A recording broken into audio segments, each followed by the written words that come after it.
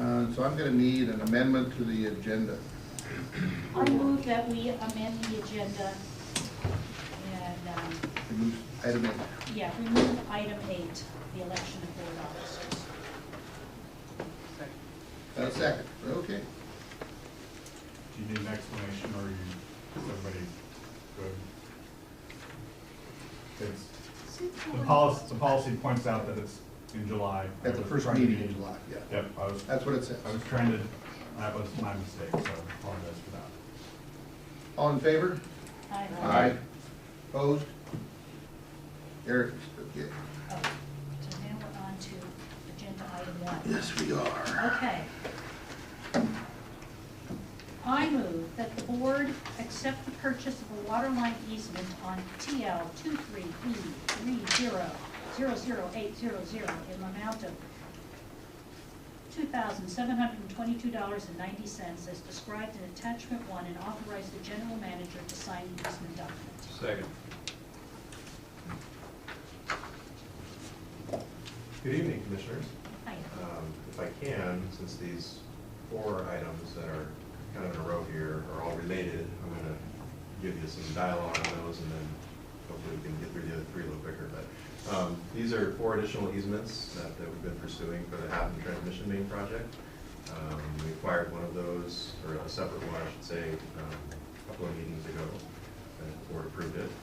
And these are 4 others that we've been pursuing with the property owners, and present these to you. This first one actually is with the same property owner that the board granted just this other easement to, I guess it was last month. The reason that we didn't have that one on the agenda then, and this one today, was because we were pursuing a different permanent easement with a neighbor. As it turned out, we were able to look at our alignment and avoid some additional disturbance to that neighbor by routing it through this the same property owner at this tax lot. So that's why this one is before the board this evening. That's long and short. That explains this easement, I suppose. If there's any questions? So I've been tracking the price we pay per square foot. Mm-hmm. It seems to vary widely.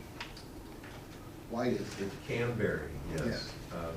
When we look at what we paid for the little piece at Hatton Road versus what we're paying for these, you know, there's a huge difference there. So. Yeah, we do see some variability.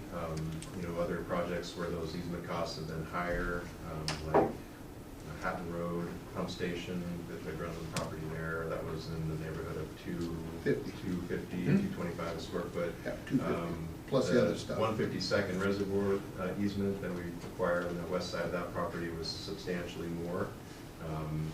Often it comes down to what we can negotiate with the property owner, the value that they put on the property. We do come forward with, you know, averages of easements that agencies like us will pay for purposes of installing utilities.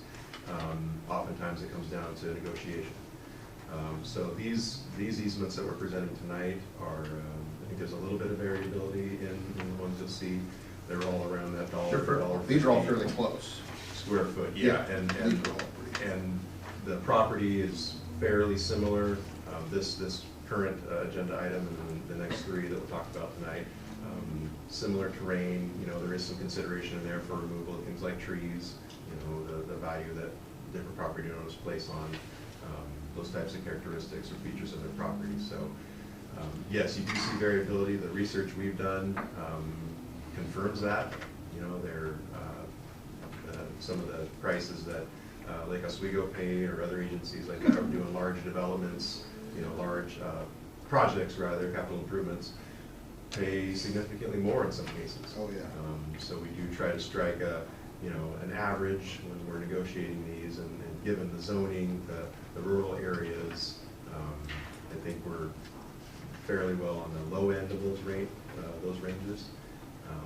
But yeah, you're absolutely right. There is very. And so the interesting thing is the price that we're paying for the temporary construction easements is staying right around 35 cents. Mm-hmm. And I don't understand, you know, why one will vary a lot, and I realize it is permanent.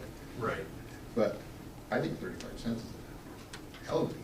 You know, I mean, for an being easement that for we're. the kind of inconvenience you're causing for the time that you're on that temporary easement. Sure. And I think 35 cents is a deal, so. Yeah, and, you know, there have been times in the past where we paid zero for a temporary Yeah, easement. sure. Again, it depends on the property owner, but again, we do recognize we're not trying to get something for nothing, you know, we do recognize that folks value their property. We do have conditions of restoration that are in all of our easements that we do, regardless of what the price we pay. Those can vary as well, depending on what we negotiate, but typically it's, you know, damage something or cause a disturbance, we're gonna try to put things back, at least to equal condition as we found it. So these easements are going through several people's property, that's why we have so many. That's right. Okay. Yep. Yeah, you see the map, it shows all Yeah. the property lines it's crossing. Yeah, I have that, I can throw it up here too if you want. This one here So is do you, kind of so for all of these ones, they're all gonna be kind of snaking through some houses there? Do you see any issues with keeping those folks happy while we're trying to put this thing, snake the pipe through there out to the road? I don't, you know, I mean, again, back to the crystal ball analogy. But, you know, Hatton Road's here, the curved Hatton Road right there, and our reservoir site is up the hill, but not really shown in the exhibit, but there in the lower left corner. The original easement, you know, when we acquired, that's really what this shows, was acquired back in the late '60s, when the first reservoir was built up there. There was one property owner at that time, and then, you know, then it went to two. I think this large parcel over here, and then this guy here was all one, or two separate parcels rather, and then this, of course, was all subdivided out into a 5-acre minimum. Actually, it was, that zoning wasn't a rule back then, but there were a couple smaller lots of 5 acres. Yeah, you It could, is R5 you could now. slice and dice that up in half-acre lots. Yeah, it is R5 now. Yeah, it's our. Right, so yeah, so we do have, you know, 5 properties, 1, 2, 3, 4, 5 that we're working with on building that water line. We do have the existing easement still, you know, that 15-foot easement that we have. This is just to give us more room to install a much larger water line and get the construction crews up the hill. It's a very steep site. I wish I had some pictures, but it's a very, it'll be a challenging to install.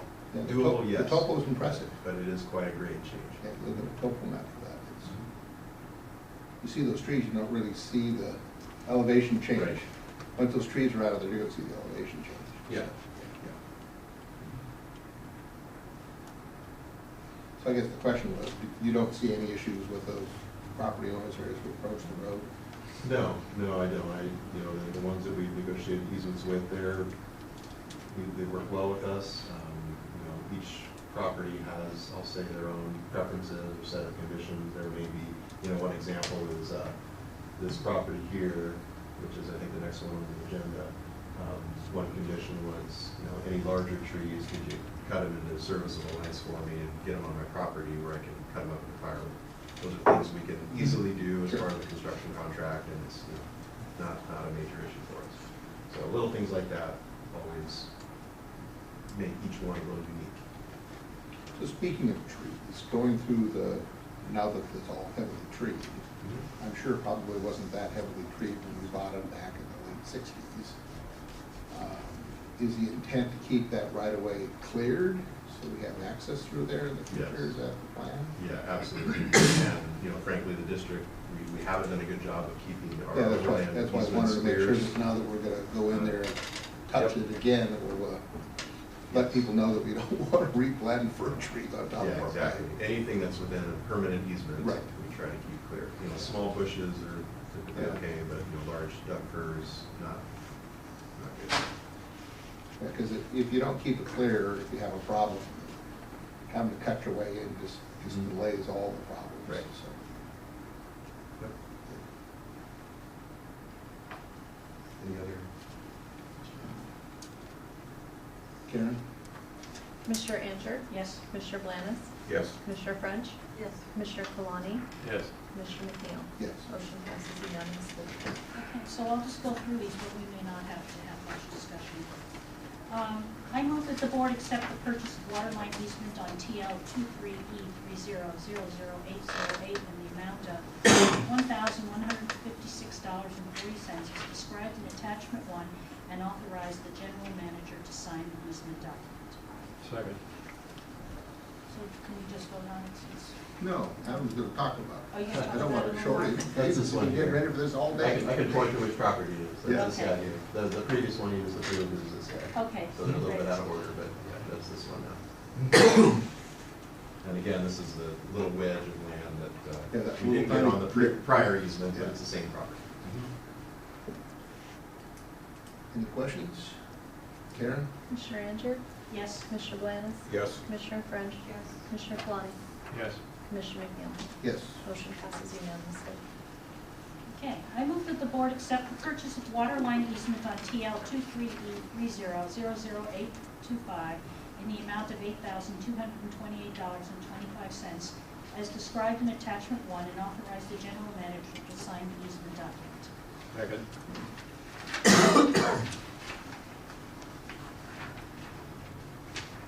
Which one's that? That is, Oh, this guy here. Yep, that right there. On shaded lot, yep. So you can see it's a higher value because it's a larger land area. Yeah.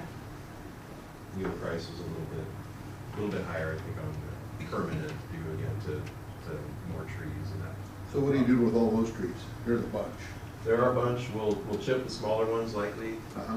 They- And leave them there? They didn't have a lot, yeah, spread it on the easement, and then larger ones typically will leave on the sides of the right of way, unless the property owner, they weren't real interested in the trees. But that could change. Sure.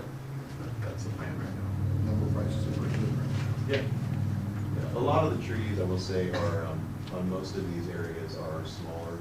You know, there are some larger duck firs, 20, 24-inch diameter and larger, but the majority of them are, more deciduous maples and alders that are, 12-inch diameter, 8-inch diameter, smaller trees.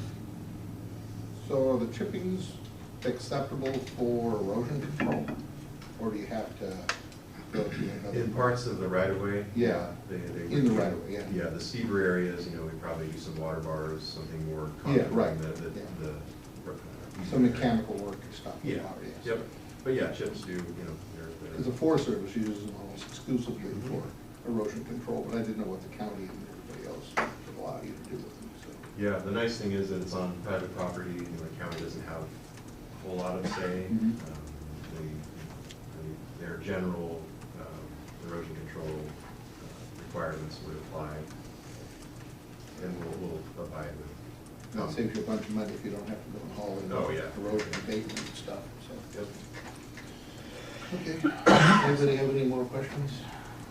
So these two, so far, these have been water line easement. This last one's gonna be a temporary one, slightly different. Hold on, we gotta Hold on, we vote. gotta vote. Easy, Oh, I'm sorry. Easy, you're running over me again. Sorry. Karen? Commissioner Ranger? Yes. Commissioner Blanes? Yes. Commissioner French? Yes. Commissioner Kalani? Yes. Commissioner McNeil? Yes. Motion passes Very good. unanimously. Okay, now, Okay.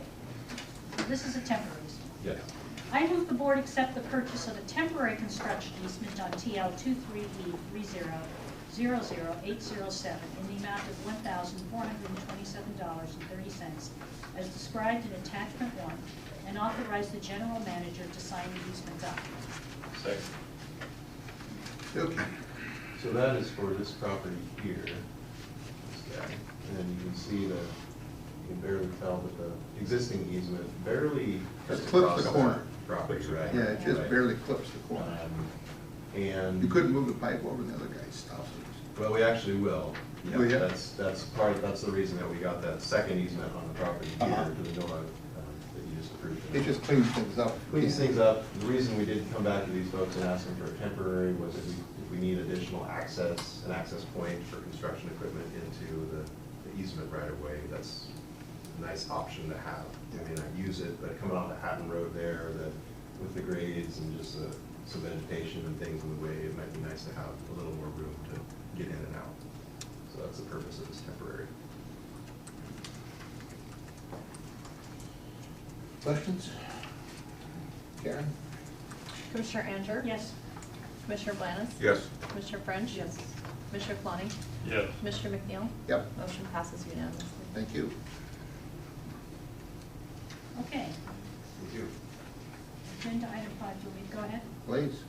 I move the board approve the intergovernmental agreement with Clackamas County for partnering in roadway paving associated with the Hatton Road Transmission Main Project and authorize the board president to sign the IGA. Second.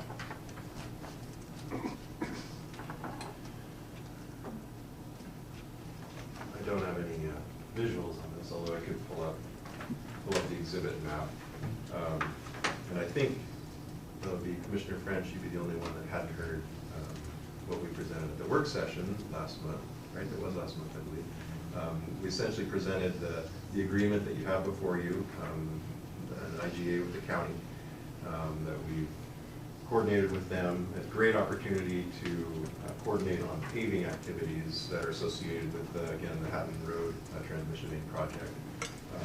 As I lined out in there, the bullet points really remain unchanged from the work session, but there are a number of reasons why doing an IGA like this is positive. One, it's a great opportunity to partner with a fellow agency on a road project where we would go down the roadway, and I think I'll pull it up just to help the discussion, but typically on a water line project like this going down a roadway, we would restore one side of the road where our water line trench was, but we wouldn't have to restore the other half. We would just do a half street improvement. That's the county requirement. For this project, it gives us a chance to pave the whole width, end up with a lot nicer road surface, finished road surface for commuters. And we save a little bit of money on costs that we would have to bear if we were doing the work on our own and having to do something like say a grind of the trench area in that half street versus just doing a straight up overlay and no grind cost, which is what would be the case under this agreement with the county. There's other cost saving opportunities like I itemized there. Traffic control, sharing some of those overhead type costs that would be part of the paving component. Again, we're covering the whole expense of a water line installation, but this just focuses on the paving work, the restoration work. The county's going to pick up things like striping, 100%. They're going to do the shoulder rock work. They're going to do the driveway transitions and approaches. Again, those are costs that it's kind of a we probably wouldn't see those types of costs again because we'd be using a different paving method for half street. But again, it's going to be a much nicer finished product. You're not going to have a seam down the middle of the road. Again, just a lot of positive behind an agreement like this. So I remember a conversation about including some CIP work on Clear Acres Drive at the time we were doing it. Is that still happening?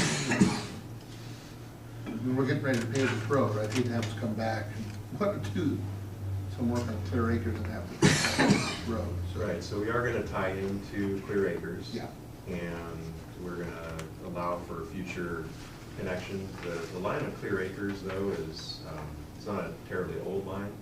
Yeah, I can't remember. There was just some conversation about that, and I wasn't sure whether that was a CIP project or not, so. Yeah, the other ones due north of there, Dick Drive and Edgewood Drive, those both are candidates for. In fact, Edgewood is on our current CIP, budgeted CIPs for this fiscal 17-19 biennium. So we'll stub out. We'll stub out. We're basically making get out so of the that county we can do road the future portion. connection and not have to go and cut the new pavement in the future when we do that. Yeah, good. At those locations. But same with Drunland. There's Yeah. a tie-in at Oh, yeah. Drunland where the pump station line will stop. Get up there This 20 line will feet and pick up. stop. Yeah, Correct. Yep. please. And it's me, because No. I'm new, so There's no bear doubt. with me here. There's no doubt. On the Carver Bridge, wasn't there a problem with the county for paving? Was there, I'm trying to, I'm trying to remember back, didn't you have a So- problem with them doing their thing? Right, so on the Carver Bridge, different project, however, Right. the county was responsible for doing some approach work on both sides of the bridge and pavement and so on. They chose to put that out to bid twice and didn't get any bids on those. And so, yeah, so they're still working on that. So are they on this project, are they solid with what they're going to do? And there's not gonna be oops, I'll wait till next July to do it? That's what the IGA will Okay, assure. okay. Yeah. And, you know, the project is under CRW control. I mean, this is something that we planned. We took it as over part of from- the backbone. We just took the whole thing over from, they tried for 2 years to achieve and they didn't, and so. Okay, yeah, for Carver, yes. Yeah, for I Carver. guess I was jumping back to half, but yeah, you're absolutely right. Yeah. Yeah. Thank you. So the base lift they've got on there is nice. I'm glad to see that we got some of that Yeah, I've heard bad that. stuff. Yeah, it's very Yeah, nice. so- Yeah, they did a nice leveling course in there to get that ready for the final paving, so, and that allows quite a while, so. Yeah. And I believe there's still signal work that they're planning on. I think they got one bid on that, so they are gonna be doing that. I heard they're gonna award it, so that's Yeah, I was positive, surprised. and it's, again, much needed out there. So while you're here, so have we bid the pipe work for Hatton Road? Is that, I didn't think so. We have Yeah, not we're yet, still no. doing We're still in, finished. design. Right. Getting these easements, locking in the design, we're very close. And same thing for the 224 piece from the north end of the bridge to 152nd. Correct, Right. yeah, and that one was always, fairly far down the schedule in phase one. We're in design in that right now. Okay. About 60%, 50%, and the schedule still holds there. We're planning on starting construction out there late this year, November-ish. Mhm. Yeah, that's a project that we can get out and build really any time of year. Yeah, The only absolutely. restriction is when we pave, Yeah. but it's all in right away, so. If you're ready in the spring, we'll be okay. Sure. Yeah. Yep, So there's two pipe projects left, Hatton Road and that 224 piece. correct. Everything else is bid in phase one, right? Yeah, you have, All the reservoirs barring pump- the Hatton Pump Station. Pump station. Oh, pump station. Hatton Pump Station Okay. is not yet out to bid, Okay. but it's very close as well. Good. And just on that note, with the work session coming up, I will be doing a backbone projects update. Oh, good. Get you all up to speed on where we're at on all projects. Okay, any more questions on this? Let's vote. Commissioner Oh, Enger? There's a hand. I signed up on this one. Oh, did you? I did. You did. County agreement, May I? please.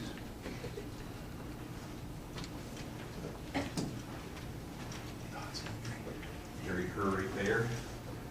I have some questions about this one because of the mention of the Carver Bridge plus the other contracts we've had with the county in the last 20 years. Our concern. You're killing me, Gary. I know, I'm just asking the question of legal sufficiency because those we've had trouble with are similar to what I anticipate we may have with that. What brings that up today is the fact that the county is currently repaving Maple Lane. I drive Maple Lane 3 or 4 times a month and Hatton 10 or 15 times a month. Maple Lane has about 100 or 150 spots at least where this roadbed is caving, okay? The And I wa- subbase is gone. It's gone. Yeah. And so I watched what they started. They did some grinding on one and some fixing for about 200 feet. And now they're overlaying those breaks. Hatton Road has 3 or 4 of those that I've observed. And a couple of them I think are in the section we're talking about repaving here. And my concern is, because a couple of them are on the side that we're responsible for digging up. My concern is that the contract is sufficient, that those sub-road bed problems, if they overlay them, will not come back and bite us. So the question is, are we gonna do any dig outs on those areas that have been identified by the? Yeah. By the county's pavement management system as Well, being. I'm questioning their payment management system Yeah, based on what right. I'm seeing. No, so the question is, I mean, they're obvious now. You'll see this, the cracking and all this Yeah, stuff yeah. on the top. So my question is, I'm just asking if the board and the attorney are legally sufficiently comfortable with those kind of issues getting fixed before they put those overlays on and come back to us to fix them. So if we don't dig through them, I would think they'd be up to the county to pay to do the contractor to do the prep work for the repairing the subbase. Right, yeah, and the contract as is drafted does not speak to those types of things, but I think we would treat it the same way as we would, like you said, the county taking responsibility for stuff like striping, shoulder rock, the driveway transitions. If there's areas absolutely outside of our, our construction Yeah, area. our scope, right. I would anticipate the county So those normally show up as a square foot price, Right. right? So many square feet of, you know, dig out to repair back, either with CDF or with, you know, compacted rock or something, depending on what they find when they dig it out. And so, Yeah, and if it's you a know, I think Gary's sub-base, got a good point, you know. So I we're just gonna- want to call that attention, there's what they're doing on Maple Lane, I don't want them to do what's on Hatton, because the higher speed road, number one, and number two, will get more traffic, because people, they put the tolls on the highways, and people start using that back road more than they have. You think they're gonna do that? They're planning on Yeah, it. well, they're I talking think about Doug it. Kalani has it. Yeah. So, quick question, is that Maple Lane project, is that a contract or is it in-house? I have no clue, but it's from where the city line is, clear to Ferguson. And there, that whole thing has got all kinds of sinks and everything else all through it, they're just overlaying it right now. I was just wondering, you probably wouldn't know or had I believe it's a contract. a contract. Yeah. Who's the inspection staff, or is there out there? It would be county roads, yeah. I was pleased when I Same saw one them that start did the grinding. Carver Bridge job? No. No, Good. I was pleased when I saw them start the grinding, but they only went a couple hundred feet. So, that was a really good question. No, I appreciate your concern, Thank you. thanks, Gary. So maybe you can check into that with the county and find out if they'll throw in the cost for a few dig outs for the spots that are bad, so when you get done. Yeah. we can I mean, definitely just because we're have gonna, that just discussion because we're with out them. there and our names on it and stuff, but try to get it done as close to the county's required specifications. Any more questions on this one? Karen? Commissioner Enter? Yes. Commissioner Yes. Blanes? Commissioner French? Commissioner Kalani? Yes. Commissioner McNeil? Yes. Motion passes unanimously. Thank you, Adam. Read it. Okay. Move to approve resolution number 04-2018, establishing wholesale water rates charged to Sunrise Water Authority effective July 1st, 2018. Second. So I just have one, before you start. Yes. So, if you could be clear about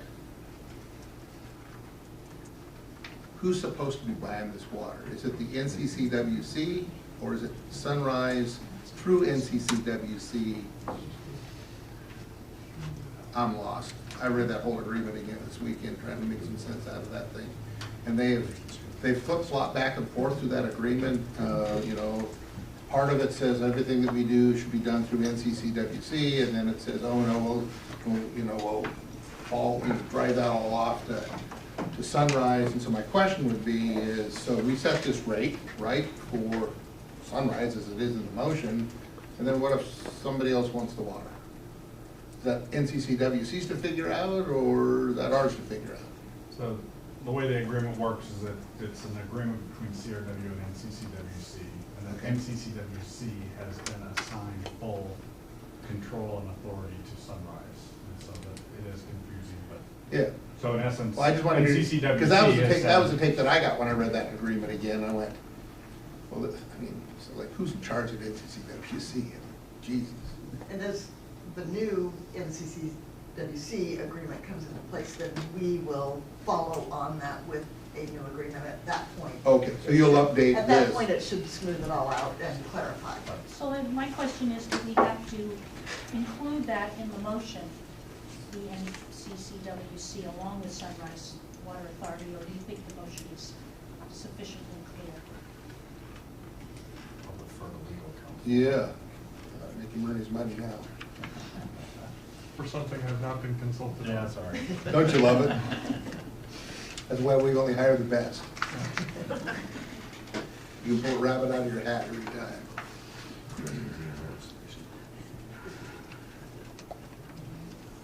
That is your point.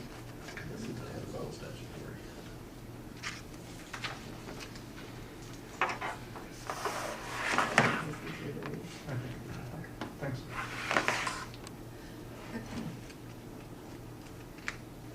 So, we have been selling them water under this for a number of years. Yeah. As long as I And can this is- remember. And this is something that we work closely with Sunrise And they pay us. Water Authority. Yeah, I'm not worried about that, I just worry about that operation over there. If something goes sideways with that group, you know, they're gonna say, well, you can't be selling them the water, you gotta sell it to us, you know, Well, and currently Wade Hathorn is the general manager of NCCWC, and Wade Hathorn is the general manager of Yeah. Sunrise Water Authority, so Well, we know how that I don't can think the change. two of them are gonna start fighting. No, but what I worry about is the other partners at NCCWC. Well, I think you have a resolution that lays out the history in a way that makes it clear why Okay. you would be establishing the rate for Sunrise, or describing it as a rate for Sunrise instead of NCCWC. Ideally, I think you would, there's some language we could add to clarify if that would be desirable, but I think this is fine as it is. Not looking to make work. Okay, So the place that we're talking about delivering the water is only to the benefit of Sunrise as well. okay. Okay, All right. we'll go ahead and read it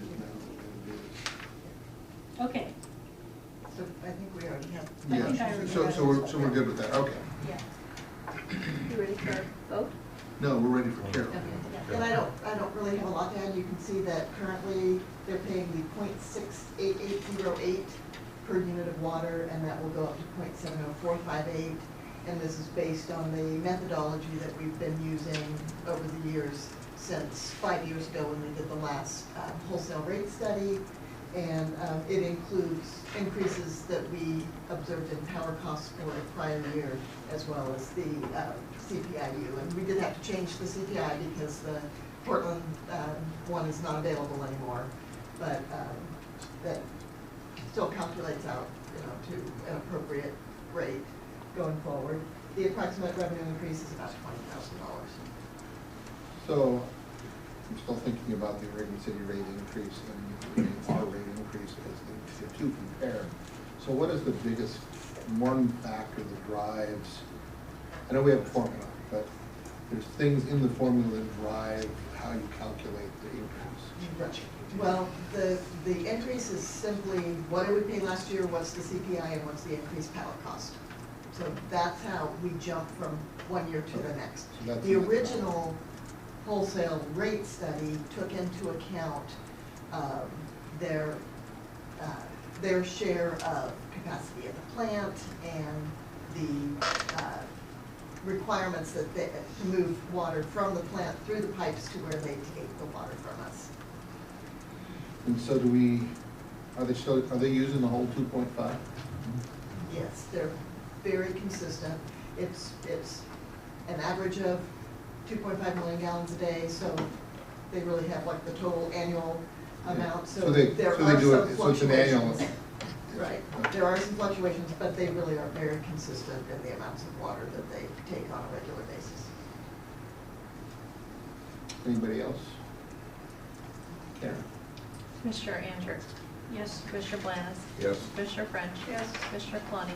Yes. Commissioner McNeil? Yes. Motion passes unanimously. Okay, next item. I move to approve resolution number 05-2018, bad debt write-off for FY 2017-18 uncollected water bills. Second.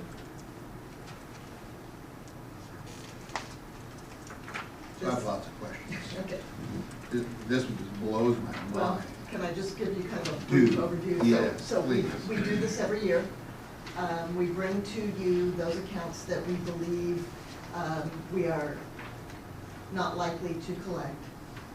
We budget for this in every budget cycle because there's always going to be somebody that is going to use some water and then walk away without paying for it. One of the reasons the dollar amount this year is higher than what we've seen in the past is because we have 3 bankruptcy accounts, and that equals $3,500. On the bankruptcy accounts, we go through a different process rather than just sending it to the collection agency to collect that money. But we have filed to get our pennies on the dollar on the bankruptcy accounts. Again, it's a bigger dollar amount than what we've seen, but it's still less than 1%. It's less than 0.25% of our total water sales. So it's still a very low overall impact on our water revenues. We do have a collection agency that works on our behalf to collect on accounts that have closed and people haven't paid their final bill. And during this fiscal year to date, they have sent us a little over $1,000 on accounts that you approved last year to write off. So we end up, that offsets the write-off. So the net amount that we'll actually see that hits that expense account will be the $15,918 because we have a credit sitting in that account. I'd So also, what is our credit, What? what does our collection company charge to do the collection? Is it a percentage? This company is really interesting. They do charge a percentage, like a commission, but they also charge interest to the debtor. And They're allowed to do so this. sometimes we actually get a little bit more than the amount that was owed. If they, if the interest has accumulated sufficient to override that commission amount. The other option that we have with them is for the first 60 days, it's in a separate account held by us. And if the customer comes to us during that time and pays, then there's no fees to the collection agency at all. If they pay us after that, then we have to pay for the commission. So reading through that thing about homeless, getting into buildings and stealing water and stuff, that's a huge tangled web. Yes. How big of a problem is that? I don't know if we have a number for that. Yeah, I can think of a couple of examples that were pretty egregious. Mhm. And actually one of them it wasn't even a squatter, it was a person that legitimately could be in the home but cut the lock twice. Mhm. And so then we add those cut lock fees to their outstanding balance as well that we send off to collections. And then there was another one that was squatters, and we ended up having our staff go out and pull the meter. So because they'd cut the lock and hook it back up Yeah, again. sure. So in our work with the county code enforcement people and with the county sheriff's office, we're greatly reducing the number of days that anybody is in one of these homes. So we're communicating really well. They give us a heads up, hey, this is a vacant home. If somebody calls to use water, don't do it, or, we can go out and lock it off, because we don't always lock off between tenants on rentals. So, but we're using that communication with code enforcement people, letting us know what's kind of going on out there in the field. And then also our field staff is kind of coming back and reporting if they see something that looks a little funny. And I have to say, my customer service staff has pretty good radar on that as well. When somebody calls to set up service, they kind of get that, their spidey sense, like, this sounds funny. And so we do a lot of checking. Yeah, the reason I ask is because when I was at ODOT, the homeless cost us millions. It was amazing the amount of skill they had in working around high voltages and were able to successfully steal the power and not kill themselves. There were, we took some really drastic measures. I had no police force, but all they did was, go after these folks because they were prolific at being able to steal power. And then when they didn't use the power, then they stole everything and scrapped out the stuff. And so, there's houses, but then there's opportunities, other places to siphon water off of hydrants and that kind of stuff. And so, it's. I would say at most in the last fiscal year, it's been maybe $1,500, maybe $2,000 of, these people that somebody had the account in their name and that maybe shouldn't have. And again, because of our relationship now with code enforcement, we're moving people through pretty quickly. Mm-hmm. If we have shut the water off and we notify code enforcement, they tag that house, and anybody that goes into that property can be arrested for trespass. And my question to them when we were meeting was, do we have to pull the meter? She said if they don't have water, then the house is not livable. And I said, well, do we have to pull the meter? Because if there's a meter there, they can probably get water. And she said, no, they have to have legal water. Yeah, right. And so if It we can't be have, steaming if water, we have yes. locked it off, they don't have access to legal water. And that moves them through the process much faster. Good. Interesting. Okay. So, at any rate, this number could go down a little bit if we collect on any of these accounts between now and June 30th. That's the maximum amount that would be written off. Questions, anybody? Karen? Commissioner Andrew? Yes. Commissioner Blanes? Yes. Commissioner French? Yes. Commissioner Claudia? Yes. Commissioner McDowell? Yes. Motion passes unanimously.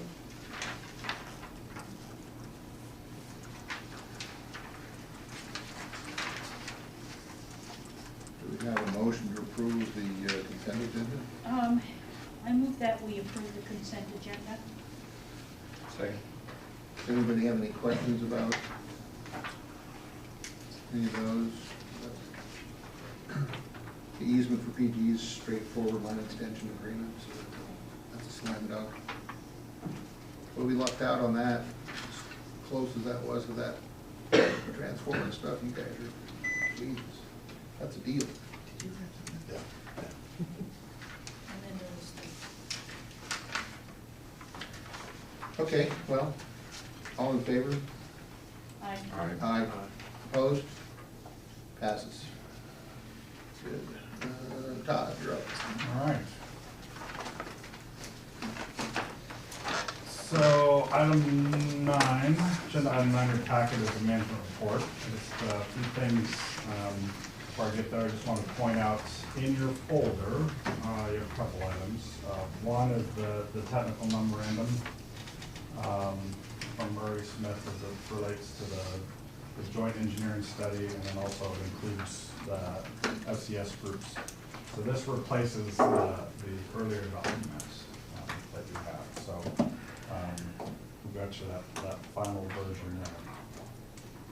Also, you have in your package your So monthly. hold on. So this is the remuneration part. Where's the other part? Is it? It's Are the you first still? part.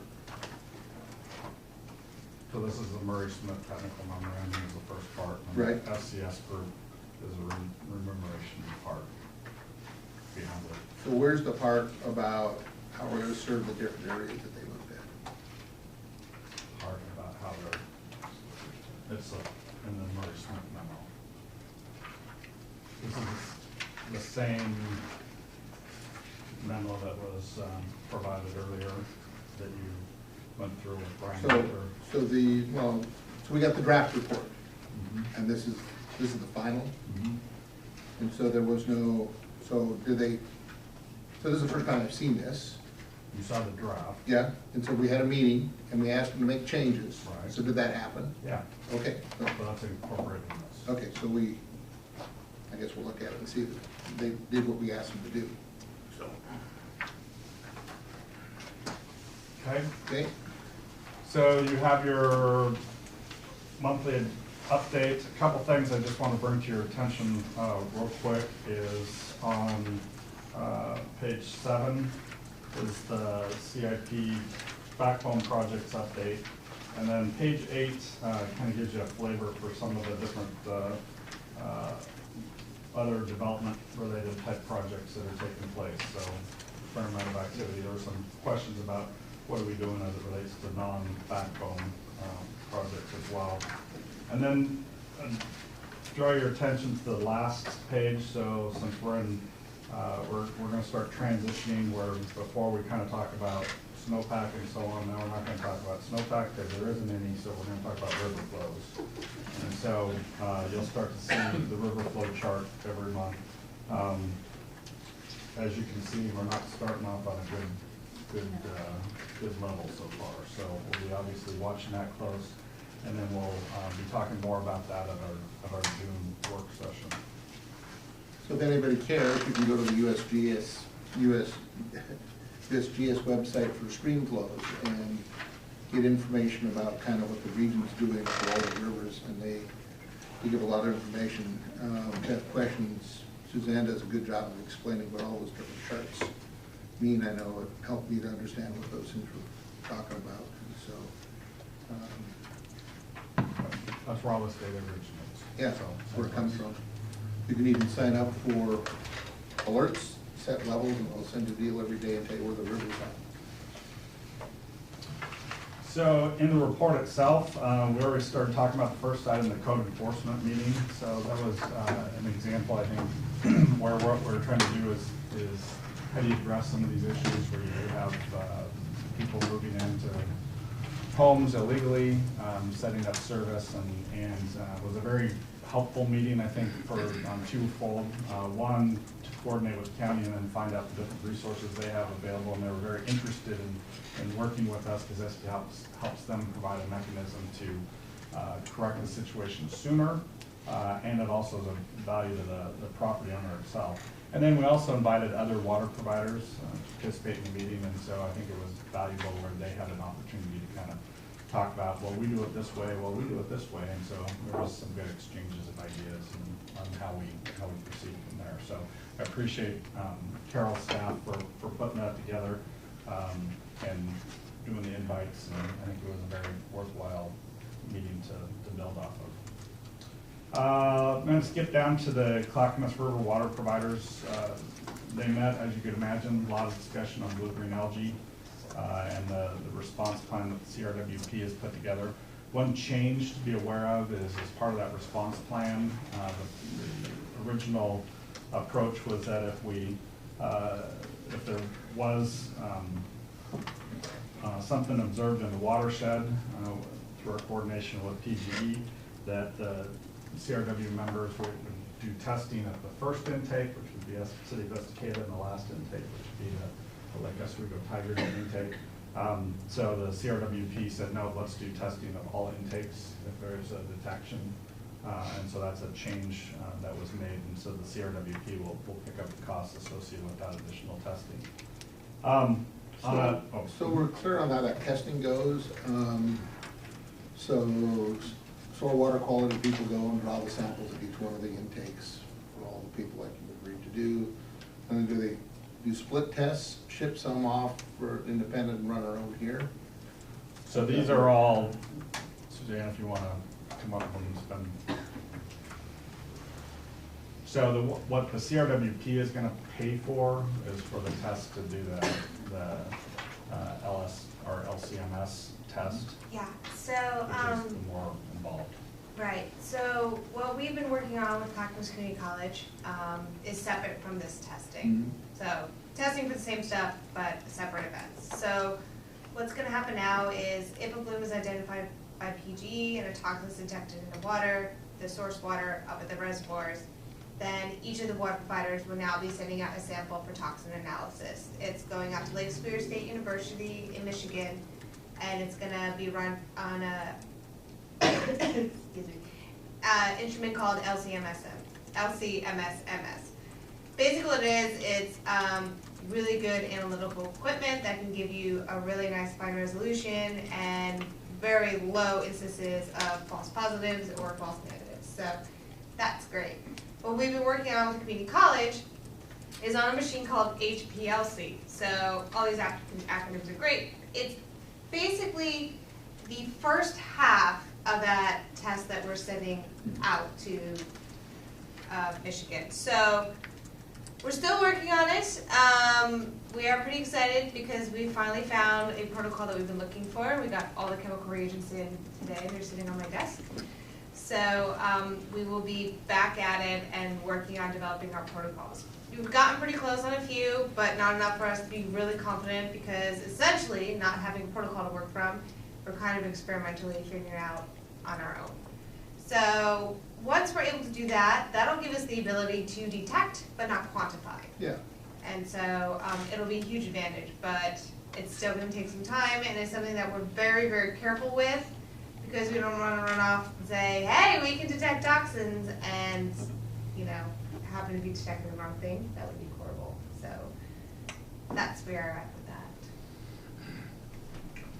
So, So I guess, given all the things that are going on in these different watersheds, the question that I hear people talking about, even when I'm just, it's amazing how many people are talking about water now. You know, you go in these restaurants and stuff and you hear conversations about water, and so I just gotta lean back and try to hear what they're saying. I think the underlying thing that people don't understand about water providers is, why the hell can't you test the water here?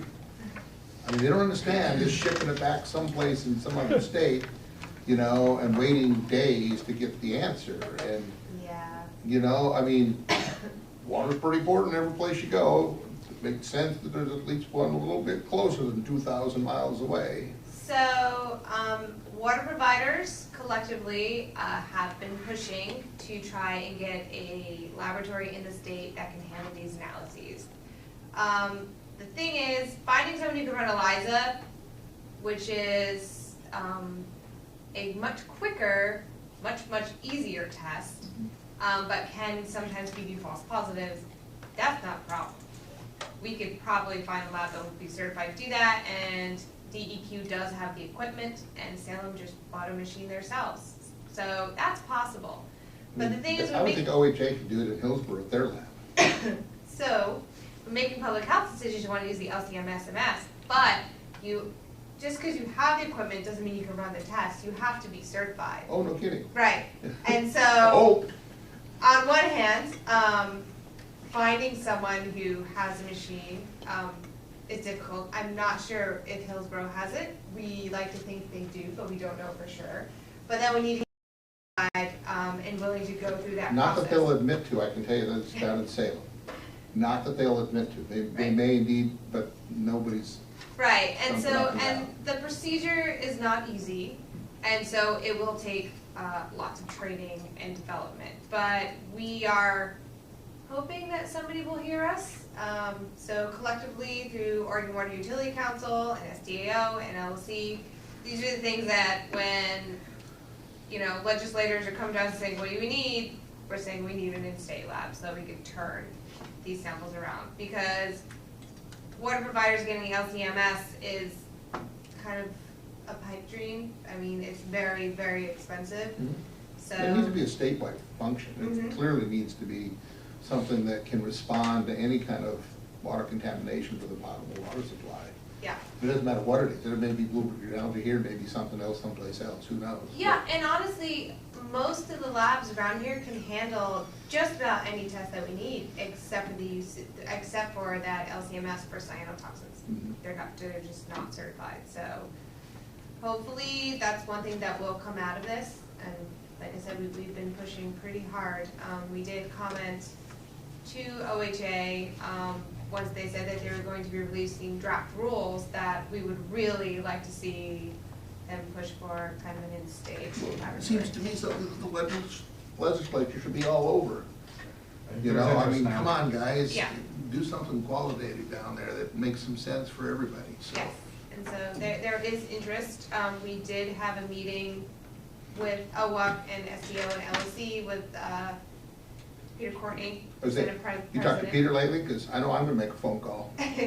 I sat right next to him, actually, Yeah. and yeah, so The little we, ditty on the news was an interesting catalyst for a lot of things going on, and so. so we did discuss that with him, and he did seem very supportive of that. Yeah, I'm sure that he is. It just, somebody needs to just draft the bill and get it pushed through, you know, whether it's SDAO or League of Oregon Cities or somebody needs Yeah. to take that thing and run it. But, you know, it needs to be, I don't believe any one entity should be responsible for with the burden of the cost for all of that stuff. It needs to be a statewide function, you know, and be able to get samples, you know, quickly to a lab and so that we get the right information out to the ratepayers as soon as we can, so. Yeah, and that's our goal. So continuing on with the CRWP, I think one of the things that was nice too is there was a recent meeting with the different water treatment plant operators to talk about responses and kind of get some coordination and taking place that. So that was again a meeting that CRW, the Clackamas River Water Providers coordinated. Also on a slightly different note, but kind of related, is that the Clackamas River Water Providers, which of course we're part of, was a recipient of the American Water Works Association 2018 exemplary I'm from talking today. Source Water Protection Award, and this is an award that was presented for large utilities, so it's populations of 50,000 to 500,000. And the process is there's a panel of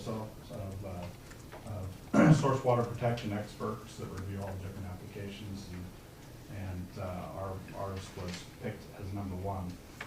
Some of the things that they noted in the award is that the comprehensiveness of the CRWP plan, and also just the collaboration that takes place amongst the different water providers as far as coordinating on that, and then also leveraging the partnerships. So we leveraged the partnership with PGE and Clackamas Community College too. So all good things as far as recognition for that. Moving on to the next page, Regional Water Providers Consortium. I think the thing I just wanted to highlight there is, again, staff was participating as it relates to trying to create some additional emergency preparedness type videos. And so Suzanne participated in this one, Donna participated in the one earlier, so we've been very involved as it relates to that. Page 5, just note, Commissioner McNeil had mentioned the City of Gresham and Rockwood Water PUD had approached us as far as just having a discussion. They're looking at what's their next steps as it relates to additional water supply, especially given the anticipation of the costs of the water that they purchase from the City of Portland considerably going up, like a 3-fold increase in the future. So they're looking at developing some additional groundwater wells, but back in 2000 there was a discussion about could you create a pipeline from CRW to Rockwood Water, PUD, Public Utility District, but and kind of dusting off that plan, that had some provisions in there that really don't relate anymore as it relates to relying on at that point Powell Valley Road Water District, which doesn't exist anymore, and some of those issues. So they were just kind of doing their due diligence and checking all the different options, and so I think right now at least the indication that they gave is they've had success with groundwater up to this point, and so we're going to look at expanding that, and actually already identified some sites. Let's see, we also subjected Commissioner French to her commissioner orientation, and had a very lengthy time that legal counsel and different departments had a chance to kind of give an overview of the district and provide a variety of information that we didn't expect her to memorize everything on. So Mr. Sterringer didn't run you off? No, actually, it was very informative, and it was, as I said, I appreciated it. It was a wealth of information. I've gone through most of it, the legal things first, but no, and I appreciated it, and I also appreciated the fact, maybe this sounds kind of silly, but they spoke English. They didn't talk over my head just because you're an engineer or you're a gentleman or whatever. It was in English, and I can understand it. It was very down to earth, and I really appreciated it. It was 4 hours I'll never get back in my life, but I really appreciate it. I remember you signed up. Yeah, and I'm still there. So real quick, looking ahead, our June 25th, Monday, is our board work session. We are going to need to have an exec session to talk about some property issues at that meeting. So we're going to bring in our consultant, Mr. Lee Moore, to do that. One question I had is if there's any preference, do we want to do the executive session at the beginning so he doesn't have to sit through the whole meeting as a consultant, or traditionally we have them in the after we're done with our regular work session, or is starting at 5:30 an option or not? I just kind of wanted to get a feel for the board on what your desires and thoughts are at that point. Any preference? I don't see anything on my thing that says that I couldn't be here at 5:30. Okay. 5:30. So why don't, And I'm going to be calling in. Should I also call in for that, or can I? oh yeah, no, Okay. we'll call you, the challenge is we'll call you in once, then we'll disconnect, and then we'll call you in for the work session. So, Okay. but we'll take care of that. it's the same information, so, Okay. I think. And can she Yes. get that ahead of time? Oh, yeah, Oh, No, yeah. I'm gonna get it tonight, I think. not Maybe tonight. not. I'll email. That's fine. I hope not. They don't have So- it done yet. So, we will plan to notice the exec session at 5:30 then, and then the work session to follow. So we'll plan on doing that, thank you for that direction. And then, of course, we're closed on July 4th, the holiday. So is 5:30 enough? I don't know how much time do we need to do this thing? I haven't, I just don't want to be 15 minutes late getting to the, so we have the ability, if we say that it's as Rob gonna. was wondering. Oh. I'm flexible, we can start at 5 with that. I will for 5, if that Work for me. Let's just go at 5. Okay. Okay, So it'll And we be can break between 7 if my we time. need. I think I'm 2 hours later. okay. Where you at? New Orleans. You're right on the line. Okay, I am out of the office next week for 4 days. I'll be here on Wednesday, so Carol will be serving in my capacity on that. So I've got grandkids in town, and I'm actually going to try to see them for a little bit. And then a couple items not on the agenda. But we've kind of already talked about the whole cyanotoxin issue, the blue-green algae issue. I think we've covered a lot of that. Some things just to be aware of is the state is proposing some temporary rules. I think Suzanne mentioned that we've commented on that and given them some direction. And then she also mentioned the fact that a number of the local government representatives, including SDAO, Special District Association of Oregon, and CRW, and had met with the speaker, or excuse me, the Senate President, to review the issues and items.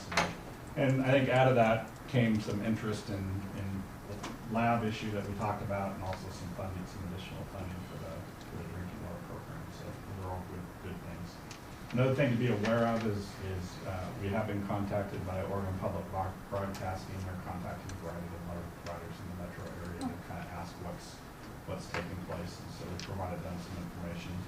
And then as it relates specifically to Salem, they have requested and we provided our emergency water distribution software, so it's one of the units that they're using to distribute water down in Salem. And then Suzanne had an opportunity to sit in at the Marion County Emergency Operations Center. Commissioner McNeil kind of put us in contact with the folks down there to kind of sit in, and got recruited to do a little work while she's down there, so it was good. How'd you like working for Ed? He's a pretty good guy. Yeah, I like him a lot. Yeah, he is. He's a good head. So we've already talked a little bit about the work session. Just as a quick reminder, we'll have a little bit more lengthy discussion as it relates to the backbone update that Adam will give. We also will be talking about the summer water supply planning, so Suzanne will be enlightening us with that. But we'll also have Jeff Griffin will be here. So if you remember, we talked about kind of having these 4 sessions with him where he kind of goes over board responsibilities and so on. So he'll be presenting the first of that. The thought is, since we have an exec session and kind of this board training, I was thinking we'd have Bob here attending those. So being so we're gonna start early, can you have Jeff be here a little early so that we could start the training thing earlier? Oh. You know, that way he doesn't have to stick around a long time, Yeah. and then he wants to go home, so. So we're gonna be doing the first of the trainings. Yeah, Yeah, the first session, I think he's only got it planned out for like 20 20 minutes. minutes or so, so it's not an extensive thing.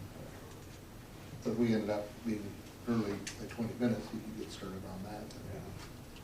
So, and then the other plan is we do want to talk about one property-related item that doesn't relate, it's not related to purchasing property, and so we'll put that on the agenda. And it says it relates to kind of routing for the Phase 2 backbone program that we'll touch on. So, looking at some opportunities there. So that covers all my items. Anybody got anything? We good? We're done.